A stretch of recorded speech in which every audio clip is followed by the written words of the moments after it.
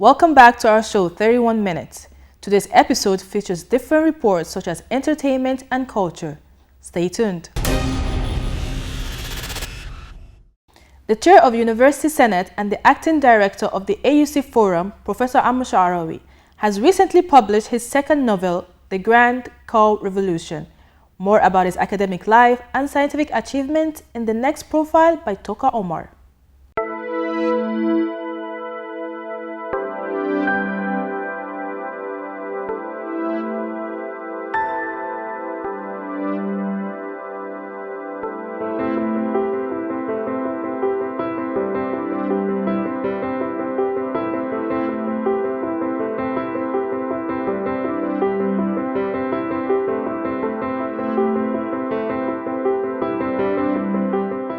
Came back in '89, stayed 10 years in Cairo University, then came to AUC in 1999. This university is actually doing brain gain. We gain a lot of good people to come over here. You make your new courses, you add courses, you make changes to curriculum, you work on new degrees. It's very positive environment, and it allows you to be proactive, and if you have ideas, you can implement them.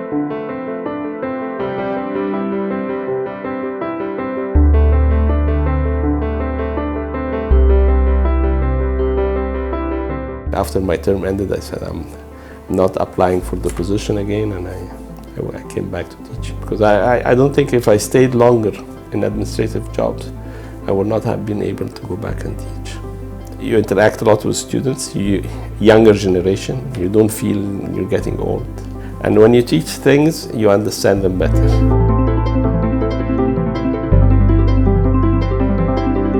And I never thought that I'm going to write novels, but it happens that when I start writing Toka, suddenly I found that it's very entertaining, and it kept going. I mean, now I have the second novel. It's about a revolution in a village called Qao in Asyut. I'm using some of the ideas of my research and other type of similar research to write a novel about possibility of people signaling to the past and what will happen.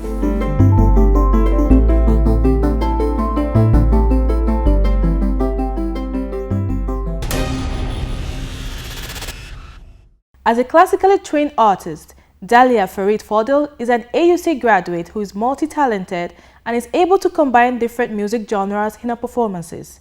More about her story in the upcoming report by Salman Nassar.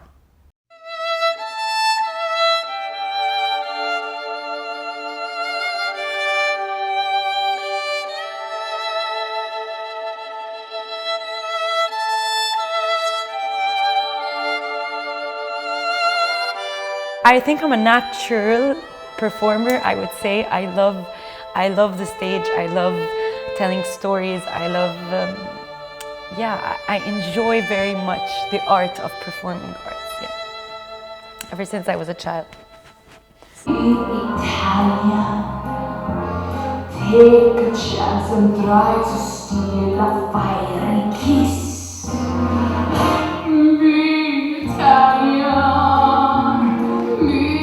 Italian, when you hold me, don't just hold me, but hold this. We come from a very artistic family, and my mom was singing in the AC Talent Show when she was a student at AC. My grandmother, my paternal grandmother, is a very successful music teacher. And she used to teach in the States as well, piano. My father is a very accomplished violin player and pianist and artist, as you can see, a visual artist. I grew up thinking art is not a luxury. You know what I mean? Like people say, be a doctor or an engineer, and then we can think about the hobby of your art or whatever. But I grew up in a home that really believed that, as much as it's important to eat and drink, your soul needs to eat and drink, and art is غذاء الروح. It is the nourishment of the soul. ما كانش مكانه والوقت خانه لقى نفسه في عالم جديد. الدنيا زحمة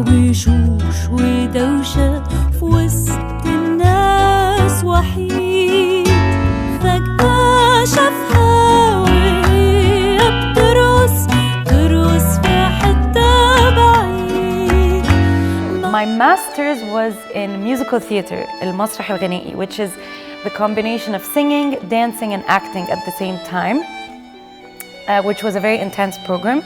I did it at the Royal Academy of Music in London, and yeah, so we started our day at 8 a.m. in the dance studio, or 8:30. We did limber, which means physical training, because this is your instrument, your body is your instrument.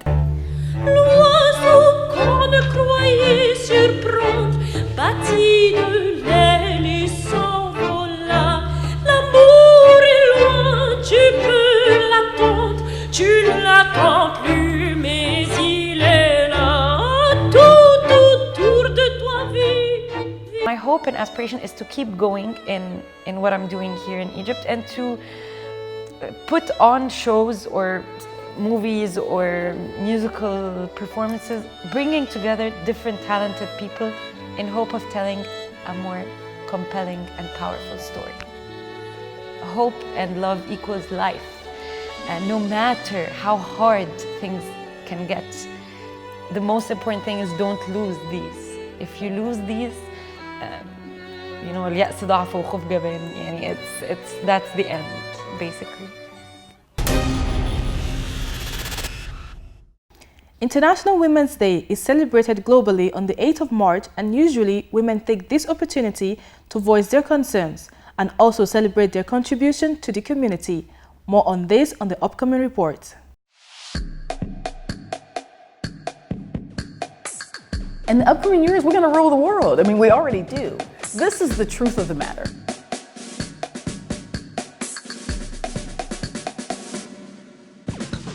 Behind every good man is an amazing woman, right? The month of March is usually devoted towards women.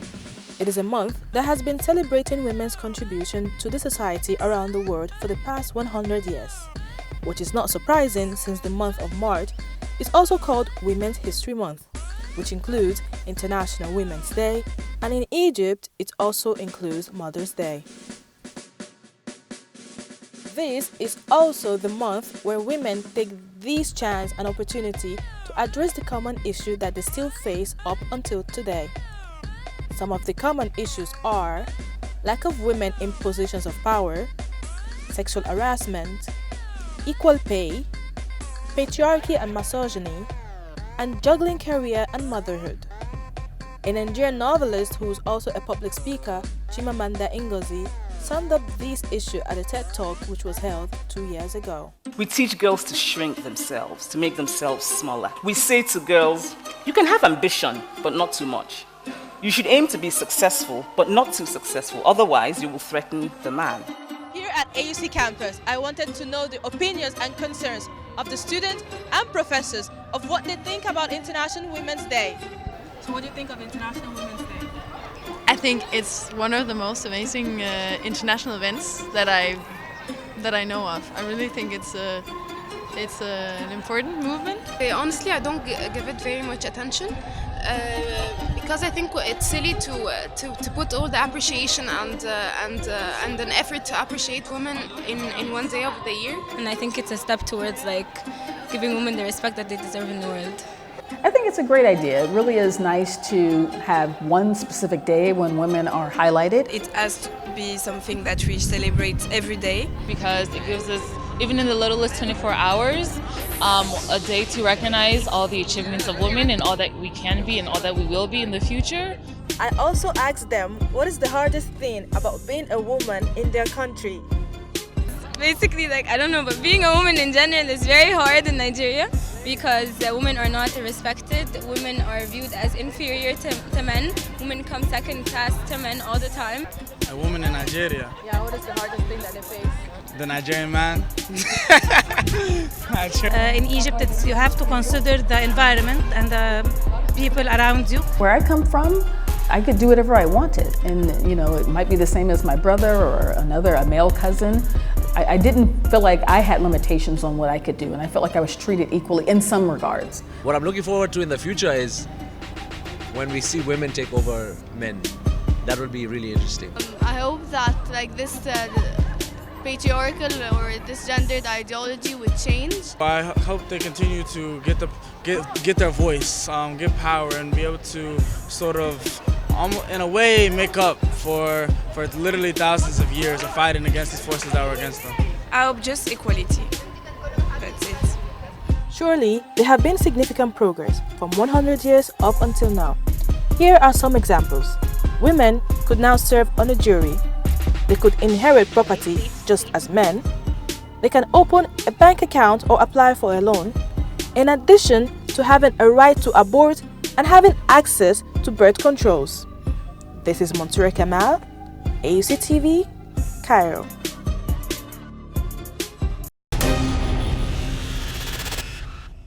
Egypt has many places that are considered to be hidden treasures. In the upcoming report, Dania Elmour will let us explore one of those places.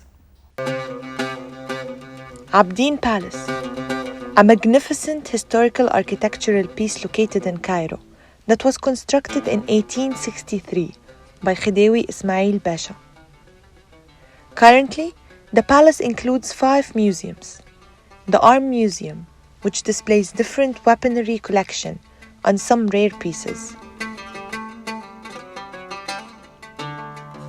The Royal Museum, that contains the royal family belongings, medals and decorations.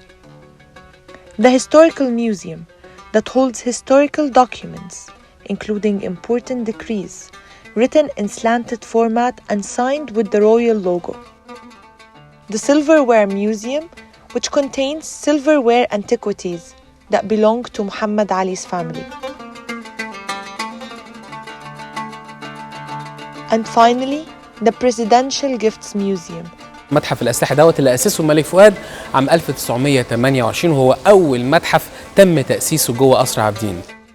هنلاقي جوه بدل فرسان اسمها لاما من القرنين ال17 وال18. بدل فرسان وزنها 60 كيلو جرام من الصلب، والبدل دي كان بيستخدمها الفرسان الأوروبيين في الحروب الأوروبية اللي كانت في العصور الوسطى. King Fuad had a hobby of collecting and buying rare items. Among these items in the Arms Museum is a painting by the French artist Nouvel. فنان كان مشهور برسم اللوحات اللي بتعبر عن حروب ومعارك فقط.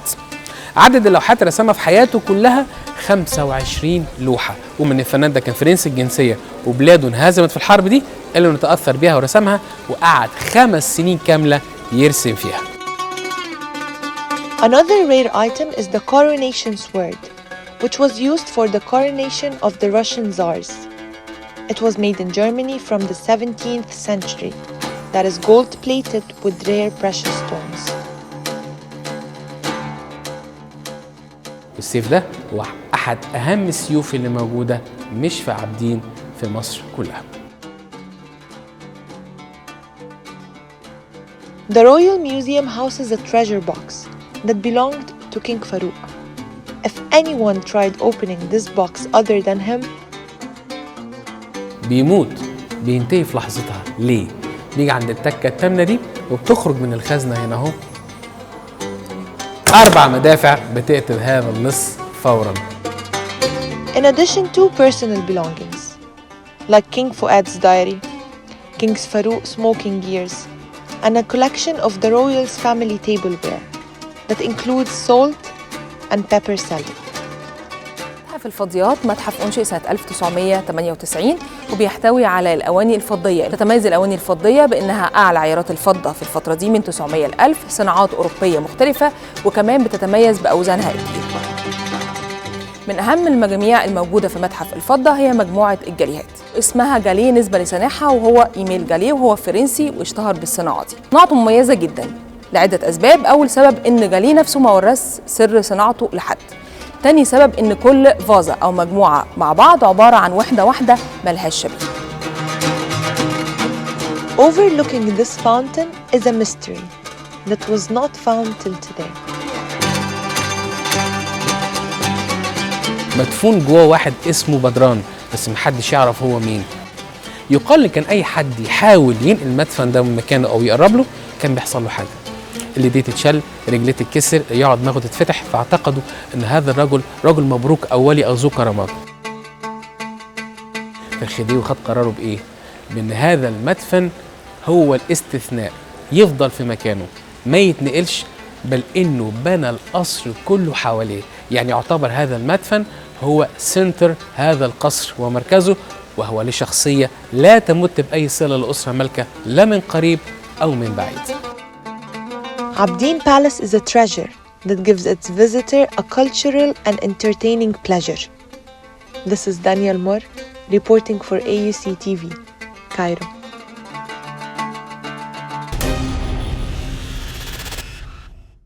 On AUC stage, a special performance of iconic puppet musical was presented, Layla Kibira or the Grand Night. It was a great opportunity for attendees to get closer to the Egyptian traditions. More details in the upcoming report with Dalia Ashraf.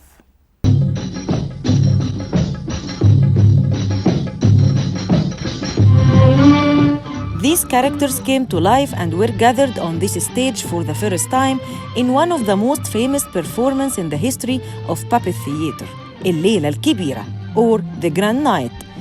It presents the Moulid celebrations or the Egyptian folklore in a unique format of fabric puppets. This special performance devoted to 1960 to unexpected success. الليلة الكبيرة in general, it's the second or the third show from the Egyptian puppet theater that after being founded in 1959. So Lila al-Kibira came after Bint al-Sultan, Humar Shahab al-Din, Shatr Hassan. And it's a collaborative work between Nagi Shakir, which is the puppet designer and the set designer, as well as Salah Jahin, which is written by Salah Jahin, and the singing part was Said Mekari and the direction of Salah Hassan. After long years of huge success, AUC hosted these iconic puppets on its stage. So Nagi Shakir is one of the pioneer designers, Egyptian designers. And so bringing Nagi Shakir to our gallery, to the community of AUC as to celebrate and honor his work and his name is part of actually AUC initiative of outreaching.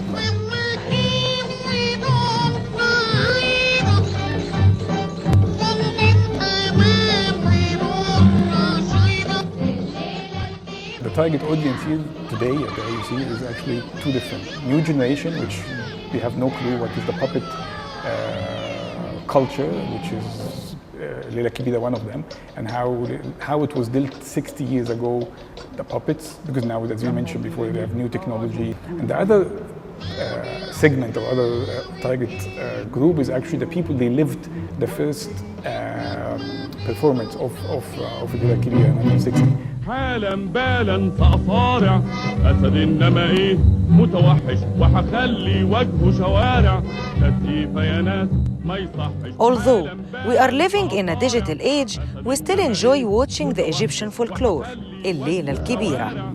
العرض كان تحفة علشان كان شبه العرض القديم بالظبط وكان مبهج والشغل اللي فيه كان فعلا باين إن هو متعوب فيه جدا. أنا كنت مبسوطة، أنا كنت حتى يعني سبونتينيسلي كنت عمالة أسقف، اللي هو فعلا الموضوع كان حلو قوي. احنا شفنا العرض النهارده وكان حلو قوي وارتستيك واحسن من الموفيز بتاع النهارده عشان you get to see it live بتحس ان انت في الموضوع نفسه. ما بقاش فيه اي عروض فولكلور دلوقتي في السوق، يعني تعرض الحاجات اللي احنا كنا بنشوفها زمان واحنا صغيرين، وانا حبيت ان انا اوري ولادي الحاجات اللي احنا كنا بنتفرج عليها وتربينا عليها. These dancers, clowns and circus performers are not just fabric puppets performing catchy musical play, but they are part of our Egyptian tradition depicting part of Egyptians' real lives. That's why they still alive. Dalia Ashraf, AUCTV.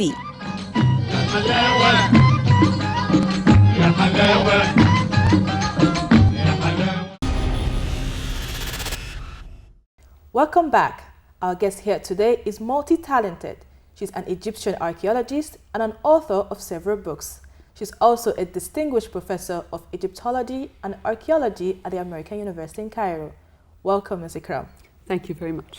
Many people talk about Egyptology, but not a lot of people know what it means exactly. Can you tell us what it means? Absolutely. Egyptology is the study of the language, culture, history, art, and basically everything having to do with the ancient Egyptians, so the pharaonic period. Egyptology is not really a field that many people go for. What made you interested in this kind of field? I fell in love with it. So it's very simple.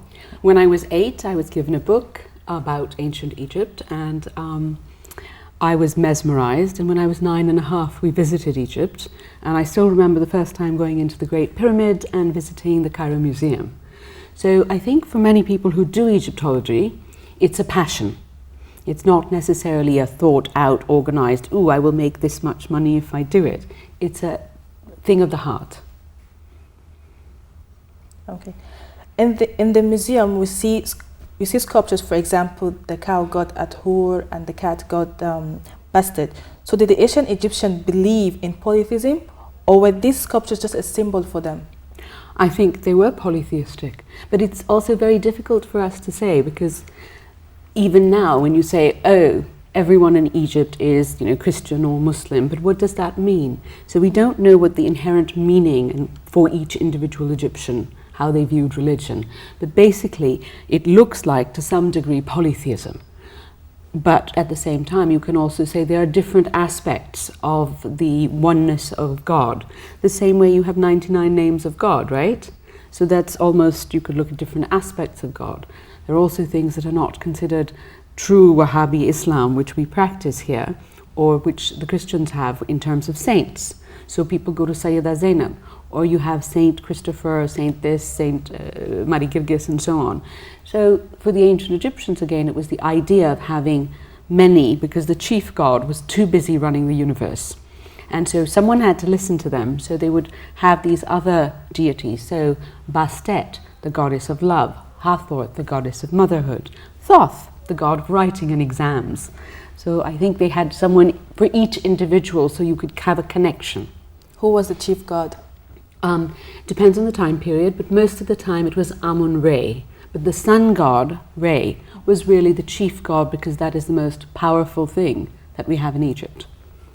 Okay, how far is the Arabic language affected by hieroglyphics? Are some of the words we use now originated from the ancient Egypt? Only Egyptian colloquial Arabic, there is some that has words taken from the hieroglyphs and from Words the like Middle what? Egyptian. I don't think I can repeat most of them, because they're very colloquial words, but there's a lovely book called From Pharaoh's Lips, put out by AUC Press, which has a list of many of these words, and we're still trying to trace them. There are also place names that are the same, or they're derived from ancient Egyptian. So they go from the Egyptian to the Coptic, and from the Coptic they come into the Arabic. Can you give us an example of those places? I can't really come off with many of them right now, but there are, well, I think the whole idea of the Elephantine island, that once it's Abu, it's derived from the word for elephant. So sometimes it translates into one language and then the meaning of it is being used. As you know, Egypt is a land full of artifacts. What is your take on the frequent smuggling of this Egyptian monument that seems to find their way all over museums in other countries? It is appalling. It is deplorable. Things that have been taken before 1982, before the law was changed, fine. But since then there is a lot of looting going on and a lot of robbery, and this is a huge problem. We used to have in Egypt a legalized sale of antiquity, and perhaps it would almost be better to have something like that, because it might reduce the amount of looting, it escalated after 2011. And I think we need to be more careful. We need, in Egypt, to have better records of what we've excavated, what is in magazines, storage magazines, and keep a better control over our own material, because many of the people who are looting and selling are Egyptians, because they are poor, they are often not given enough pay if they're working for the Antiquities Service, or they are paid to turn a blind eye. So I think poverty has a lot to do with it. So how do you think we can stop this? Well, I think we should actually enforce the laws and make sure that there is less corruption in our officials of all sorts, whether it is you know, from all walks of life, police, military, the Ministry of Antiquities. And it's very difficult, though, for the ministry or the police, all the good ones, to keep control, because these are vast tracts of land, and it is difficult to police all of them, to actually go to all of these places physically. And even if you have a camera somewhere, it'll take you half an hour through the desert to get to the place where a looting opportunity is happening. And often the looters are much better equipped than the police is in terms of with arms and armaments, particularly since 2011. So it is quite a problem, and it's a real challenge. I think another thing that would be good is if Egyptians, particularly young Egyptians, became more involved in a positive way and were more aware of their heritage. So, for example, many AUCians don't take any Egyptology. They should all take at least one class so they understand what their heritage is, because it is a very important heritage. And think of millions of people who come from abroad because they love ancient Egypt, whilst most of my Egyptian students have never been to the pyramids except once when they were taken as children. As a foreigner, I've been there for more than once. Alhamdulillah. So how do you think this is going to affect the upcoming opening of the Grand Egyptian Museum? Well, I don't think it'll affect it at all. Alhamdulillah, we have lots and lots of artifacts, and the Grand Egyptian Museum is having more than its fair share. Oh, like you said, what's it called? Egypt archaeologist Zahi Hawass stressed that the significant pieces that was stolen from Egypt must be returned. Can you please tell me more about this? I think where you're confusing some of the issues, because he's talking about repatriation of things that were in fact taken a long time ago, like the Rosetta Stone, which was taken by the French when Egypt was not even independent. So there are a lot of legal issues and complications with things like that. I think it's far more important for Egypt to maintain what it has right now, and anything that has come out of this country illegally from 1982 should be repatriated. So that is, I think, where the focus really should be. Egypt has artifacts abroad in different countries, and when people see this artifact, they get excited. But how can the Egyptian take advantage of these artifacts? They do. It is the fact that our ambassadors, these objects, are in museums all over the world. So when people visit them, this is what inspires them to come and be tourists in Egypt. If they had never seen anything in the British Museum, or even the Ashmolean or in the Louvre, or even tiny museums, they wouldn't have that sense of excitement, that desire to come to Egypt to see the place, the magnificent civilization that produced some of these artifacts. So these are like the hors d'oeuvres for them. So you think it's a good idea? They're there. We should just enjoy the fact that they're there and try and work more closely with other museums in an effort to get better relationships and do more co-exhibitions, do educational things in order to raise awareness and make people want to come to Egypt. So you're saying it brings more tourism to Egypt? Okay. For this centennial celebration that the university is having, can we have like a protocol between AUC and the Ministry of Antiquities to implement exhibition here on campus, or to send students there to learn more about the Egyptian culture and civilization? Well, I think the ministry would not be lending us any artifacts, so that would not work. We could, of course, and we have been talking about it, is have the things we have in AUC that relate to Egyptology. We have many precious notebooks from notable Egyptologists. So by using those, we could have focus on various archaeological works, excavations, and have these kinds of displays in the rare books library with one or two objects that belong to the archaeologists. So we can't really have artifacts. And certainly already my students do go and work and volunteer with different projects as well as with different parts of the ministry and gain experience that way.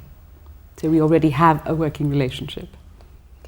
In your opinion, which king of pharaohs was the most strongest?